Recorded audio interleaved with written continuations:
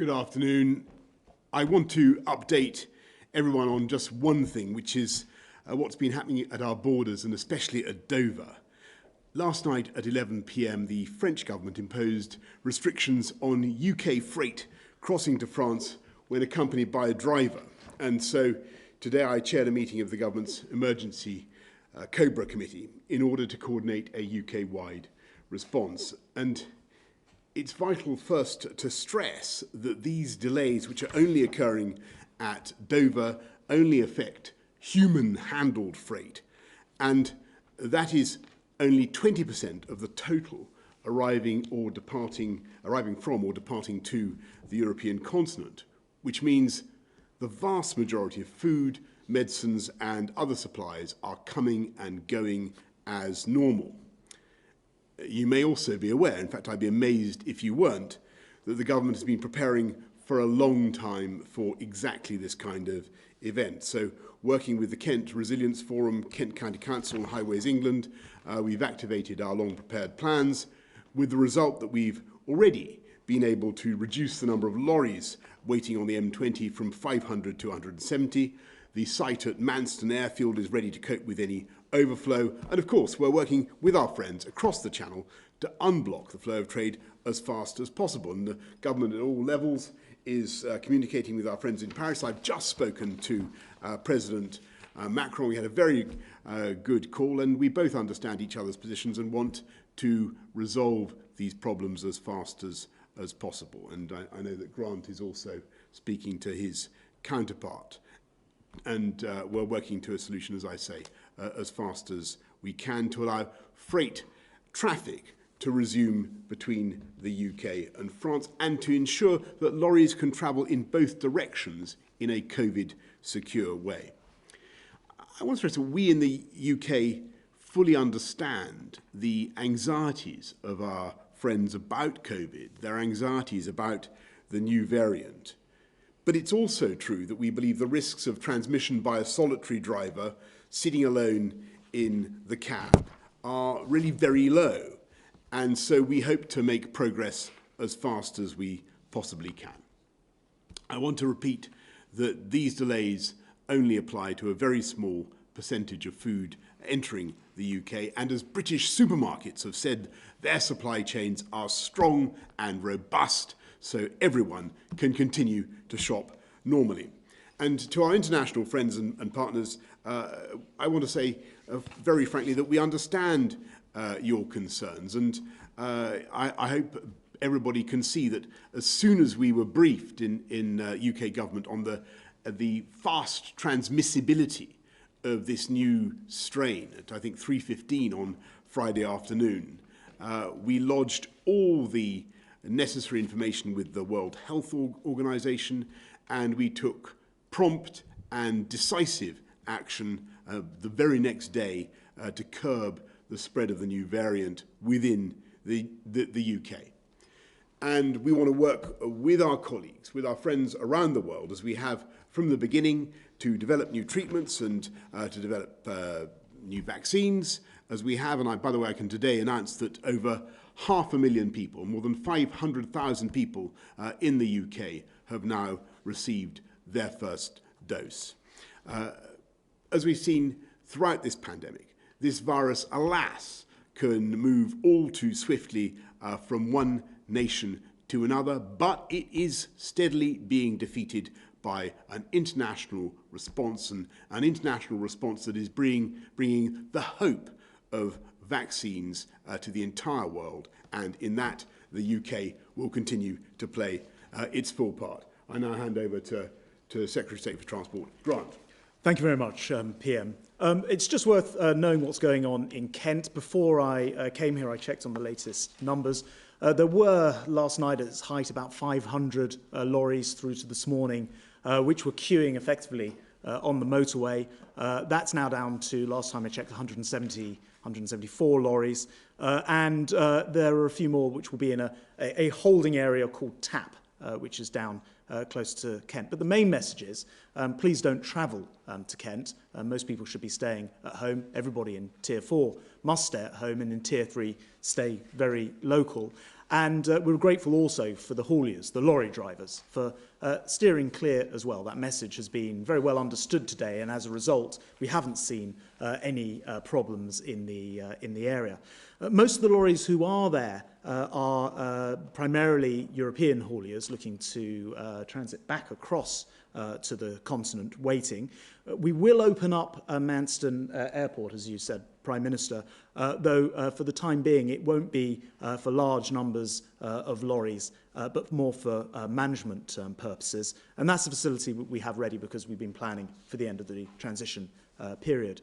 One other development as well is that we'll use the movable barrier which has been constructed on the motorway, on the M20, and that enables us to set up a contraflow, something which would normally take about a month to do in just a few hours overnight, and that will enable traffic to flow in both directions on the motorway. That's part of what's called Operation Brock, as opposed to Operation Stack that a lot of people will have heard about many times over the years. So what's happened today has been the equivalent of what might happen in very severe weather conditions, sometimes if there's a strike over in Calais, or when my ferries, for example, cause several weeks of disruption. And what's happened today has been well picked up by the Kent Resilience Forum and others as we seek to resolve the overall issue. Brill, thank you very much, Grant. Let's go to, Patrick, I don't think you want to add anything at this stage. Let's go to David from Portsmouth. Good afternoon. Living in Portsmouth, we stand alone in Hampshire as a Tier 4 area, surrounded by Tier 2 boroughs such as Fareham, which shares our major hospital. We have family that live no more than 5 minutes away that are classed as Tier 2, who we cannot celebrate with under the Tier 4 restrictions. When the government introduced Tier 4, why was this not blanket applied to the whole South East? Is the Prime Minister stating that this new COVID strand, which is 70% more transmissible, will not be able to cross into different council boroughs, which in some cases are no more than 100 yards away from each other?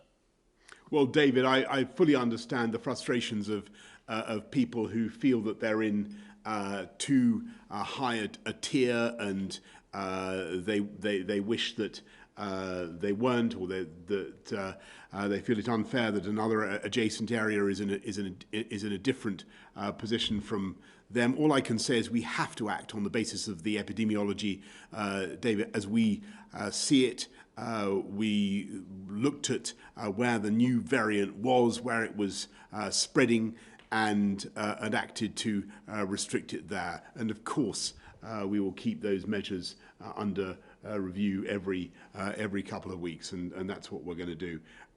Let's go to Rachel from Kent.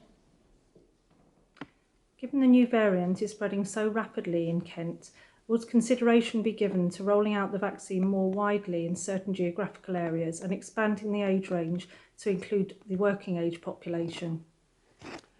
Well, Rachel, that's a very interesting and excellent question. At the moment, the Joint Committee on Vaccination and Immunisation is, I believe, sticking to its priority list. And what they want to do is really to take out of the path of the vaccine as many targets as possible of people who could who are likely to die from COVID. And that's, I think, the sensible thing to do, and so that's why we're beginning by focusing on the 80+ group, those who are particularly vulnerable, those in care homes, and so on. I think that is the right way forward. And Patrick, it's a relevant point, isn't it? There's no reason to think that this new variant of the virus is any more dangerous than the existing strain. Well, I think that's correct, Prime Minister. There are three questions for the new variant. One is, does it transmit more readily? The second is, does it alter the disease course? And the third is, does it alter the ability of the immune system to tackle it in some way in people who've either been exposed to previous infection or those who are vaccinated? And where we are now is that the evidence that this can transmit more readily is becoming clear in terms of the data of the rapid spread of this virus across areas. So the transmission is increased. We can't say exactly by how much, but it's clearly substantially increased. So it's more transmissible. That's why it's spreading so fast, and we see it growing in many areas. No evidence that the disease course is any different. So if you catch it, the disease is the same as, or looks the same as any other form of COVID infection. And in terms of the immune response, there's nothing to suggest that this won't have the same susceptibility to antibody attack from vaccine or pre-existing infection as any other form. So no, at the moment, the vaccine looks as though it should be as effective, and that's obviously being looked at. Brilliant. Thanks, Patrick. Thank you, Rachel. Let's go to Laura Koonsberg of the BBC. Thank you very much, Prime Minister. Dozens of countries have closed their borders to the UK. How confident can you be tonight that you can get the delays and disruption under control? And you said you just spoke to Emmanuel Macron. Did he give you any commitment on when he would open the border with France? And is he asking for truckers and travellers to be tested before they are allowed in? And Sir Patrick, if I can ask you, public health directors in Manchester and in the West Midlands are telling people if they've arrived to the area recently from a place of higher risk like London, they should self-isolate. Is that the right advice to be giving people? Well, thanks very much, Laura. And yes, it was an excellent conversation with the French president. He stressed he was keen, I would say, to sort it out in the next few hours if we can, and our teams will be working on it flat out. And if we can get a result, then that would be great. But we'll do it as fast as we can. I think local directors of public health clearly have got the role to make sure their local population is looked after, and they're doing a fantastic job, and therefore they need to make decisions that they need to make in order to do that. The new variant is spread around the country. It's localised in some places, but we know there are cases everywhere. So it's not as though we can stop this getting into other places. There's some there already. The message that's been very clear, and I think I want to reinforce it, is stay local. I mean, people shouldn't be travelling around the country at the moment. Stay local. Thanks a lot, Laura. Let's go to Robert Peston, ITV. Prime Minister, it's almost the end of the year. You must know by now whether we're going to get a free trade deal, will we? And given the events that you've seen in Dover, the great difficulties, do you still believe that the UK will, I think your words, prosper mightily on what you call, in Australian terms, most people call no deal? And just very quickly for Patrick Vallance, as I understand it, 10 to 15% of the new variant is outside London and the South East. Will Tier 3 be enough to keep the new strain in check outside of London and the South East? Well, I'm just going to, alas, Robert, repeat what I think you've heard me say many times. I had a great conversation, by the way, with Emmanuel. As I've said, it's his birthday, by the way. But we vowed to stick off Brexit because that negotiation is being conducted, as you know, via the European Commission, and that's quite proper.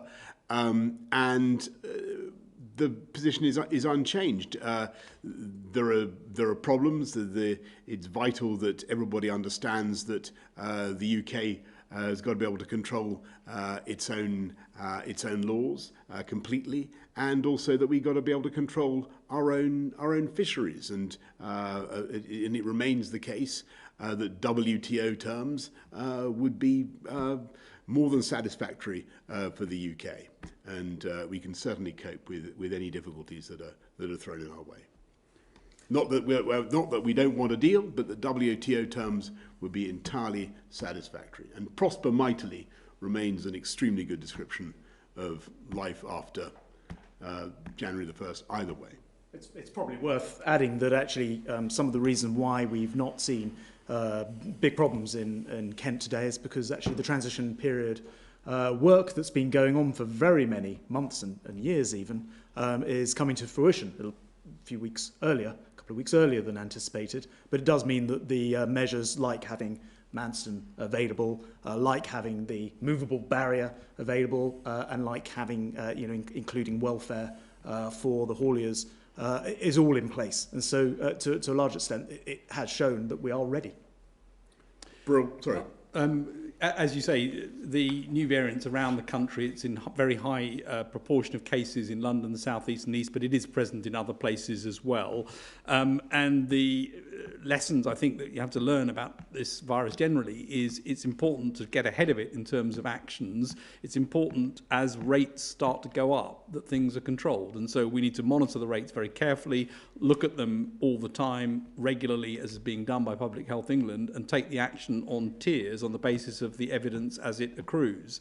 The one thing I would say, though, is that, and I've said this before, I think over this period where in some parts of the country people are mixing with people they haven't been mixing with as part of Christmas, it's really important to follow the rules carefully and to make an assumption that you could be infectious. You could be the person spreading it to somebody else and behave accordingly. Thanks, Robert. Gary Gibbon, Channel 4. Thank you, Prime Minister. Given what we're hearing about the variant, can you really guarantee that schools will be back on the start dates they now have? And just following on from Robert's question there, is Tier 3 fit for the job if this mutant version of the virus, this variant, is galloping through the population? Can you be quite sure that we won't, almost all of us, be in Tier 4 or even Tier 4 plus soon after this break? Well, Gary, I think the most useful thing I can tell you at this stage is obviously we want, if we possibly can, to get schools back in a staggered way at the beginning of January in the way that that we have set out. But obviously we, like all, as you expect, the commonsensical thing to do is to follow the path of the epidemic, and as we showed last Saturday, to keep things under constant review. But it is very, very important to get kids and keep kids in education if you possibly can. I believe that's something that everybody understands. The doubling time of this infection with the new variant is quite fast. It is more transmissible. It does require more action in order to keep it down, and that's why Tier 4 is important. And what we did see was that in areas that had lower restrictions, you could still see growth in some places. So it is the case that the measures needed to try to make sure that we reduce contact, we keep the basics in place, make sure that we don't give the virus a chance to spread are even more important with the new virus. It's got to be taken incredibly seriously. Not because, again, just to re-emphasise, not because the virus itself gives a more severe illness, but just because it spreads more rapidly. Brill, thanks. Let's go to Pippa Crewer of The Mirror. Hello, Sir Patrick. UK COVID cases have doubled in a week. Matt Hancock says the virus is out of control. And we already knew that Tier 3 wasn't working in London or Kent. Plus, we've seen people travelling across the country for Christmas.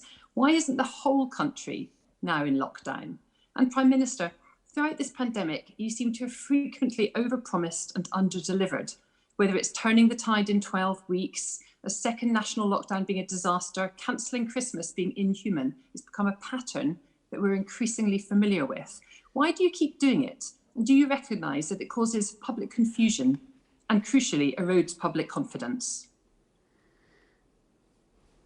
Again, the tier decisions are not ones that are for me, but I will say that the evidence on this virus is it spreads easily, it's more transmissible. We absolutely need to make sure we've got the right level of restrictions in place. I think it is likely that this will grow in numbers of the variant across the country, and I think it's likely, therefore, that measures need to be increased in some places in due course, not reduced. So I think it is a case that this will spread more. Yeah, and Pippa, on your general point, I think you have to imagine a kind of actual world in which we'd kept the country in some kind of perpetual lockdown or kept kids out of school for the best part of a year. And I think that would have been really disastrous. And it was very, very important to keep moving forward as far as we possibly could. I think that was the right thing to do. And now that we've got the vaccine coming in the way that we have, I think that we can certainly look forward to a very, very different world for this country from Easter onwards, as I think Chris and Patrick have said before, and it's very, very important for not just for people's morale, but it's also totally realistic. We have every reason to be extremely hopeful about this country's ability to bounce back next year from COVID. And I think that is the right thing to say then and now. And I'll go now to Francis Elliott of The Times. Hello, Prime Minister. I'd like to talk about lateral flow tests. This is something that you've repeatedly held up as a way out of this. Is it your hope and expectation that we'll get to a point where they can be self-administered, and what sort of change would that mean? And Sir Patrick Vallance, do you agree that that they should be self-administered? MHRA seem to have a problem with that. And secondly, when can we hear more about this new variant? The nerve tag briefing says that we'll get better data this week. What time this week, and what sort of extra data will we get in what sort of time frame? And just finally, Prime Minister, again, given everything we've heard today, it's obvious that the review that we are clearly going to see these restrictions expanded. Are you still sticking to the 30th as the review date, or could that come forward? Well, just on the MHRA and the review date, obviously we review all measures every couple of weeks, Francis. And look, on the MHRA and lateral flow, that's for the MHRA, and it would be totally wrong of me to, try and superimpose my views on them. That's for them. On the new variant, nerve tag met again today. A lot of work was done over the weekend trying to bring in more groups to look at the problem and to look at the new data that's become available. And that reinforced the view from Friday that this is transmitting more readily, that it doesn't, as far as we can see, alter the course of the disease. And the work, as I've said, in terms of the immune response is ongoing, but there's no reason at the moment to suspect that there's a change there. So those data will come out and nerve tag minutes will be published, but the conclusion was that the experts have high confidence in the fact that this is transmitting more readily. And that, again, reinforces the point that it's important to get ahead of this and to make sure that the tiering system is adequate to stop things going, not to watch it and react in retrospect. And given that we're entering a period of inevitable mixing, I think there will be some increases in numbers over the next few weeks. Thanks very much, Francis. David Hughes, lastly. David Hughes of PA.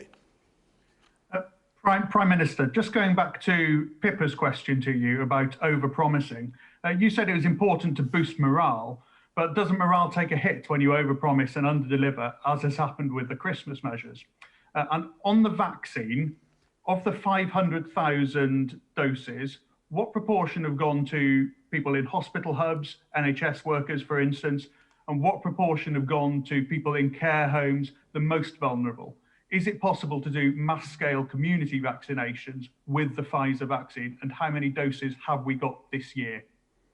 Well, David, first of all, of course you're right. It is very important to be as realistic as we possibly can. But as I was saying to Pippa, I don't think anybody would want to have seen this country spent the last year in a total lockdown of kind of at least some people have recommended, and with kids out of school. I mean, we've had to do what we can to keep our economy moving and to keep going forwards. And I think we've got actually to the end of the year in a position where, in spite of everything people have said, the UK is the first country to have distributed a clinically approved vaccine, now gone into the arms of 500,000 people across the country, mainly the elderly and the vulnerable. And you may know, I find that a reason for hope and for confidence, and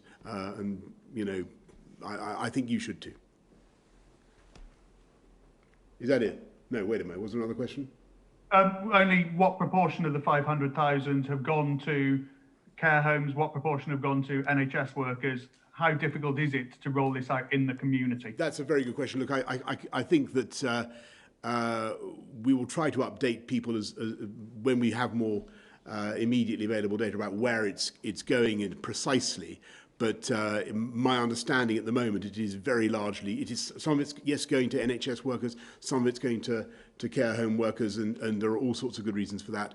But the vast bulk of the doses at the moment are going to the over 80s and the particularly clinically vulnerable, which is, I think, what people would want and expect, because what we want to do in these early stages is really take as many potential targets for the vaccine, those who really are at risk of dying, alas, from COVID, and get them out of the path of the disease. And that's what the vaccine does. Okay, everybody, thanks very much. Thank you.